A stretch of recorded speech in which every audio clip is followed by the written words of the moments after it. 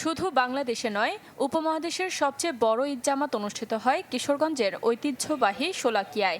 এবছর এ ময়দানে অনুষ্ঠিত হবে ঈদুল আজহার ১৯৭তম জামাত। শুধু মুসল্লিদের উপস্থিতি নয়, এর আরেকটি বৈশিষ্ট্য হচ্ছে এখানে টানানো হয় না কোনো শামিয়ানা। আয়োজকরা জানান, প্রতিবারের মতো এবারও ঢল নামবে মুসল্লিদের। আর ইমামতি করবেন ইসলাহুল মুসলিমিন পরিষদের চেয়ারম্যান মাওলানা ফরিদ উদ্দিন মাসুদ। লোক মুখে প্রচলিত আছে এখানে 7 বার নামাজ পড়লে হজের সম পরিমাণ সওয়াব আল্লাহ দান করেন।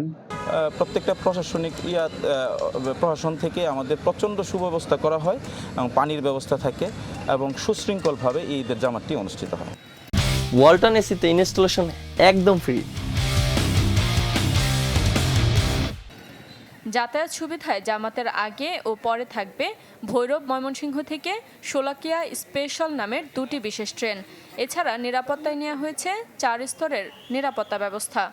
সম্মানিত মুসল্লিগণ যারা এখানে নামাজ আদায় করতে আসবেন তাদের জন্য সুপেয় পানির বন্দোবস্ত করা হয়েছে, পর্যাপ্ত পরিমাণ ওযুর ব্যবস্থা করা হয়েছে।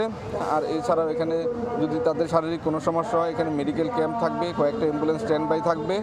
ঈদ পরবর্তী যে প্ল্যান থাকে আমাদের, যে সকল সম্মানিত মুসল্লিগণ এখানে এসে নামাজ আদায় করেন তারা যাতে এখানে এসে আবার নির্বিঘ্নে নিরাপদে তার বাড়ি ফিরতে পারেন, সেই প্ল্যান আমাদের রয়েছে। আমরা সেই অনুযায়ী আমাদের কার্যক্রম বাস্তবায়ন করছি।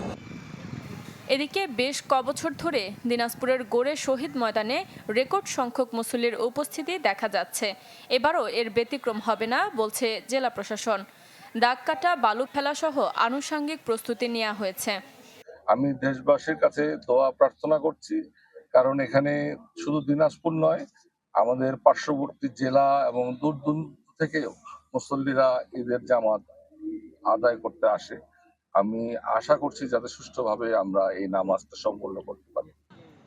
22 একরের এই ঈদগাহ ময়দানে একসাথে নামাজ আদায় করতে পারবেন প্রায় 7 লাখ মুসল্লি।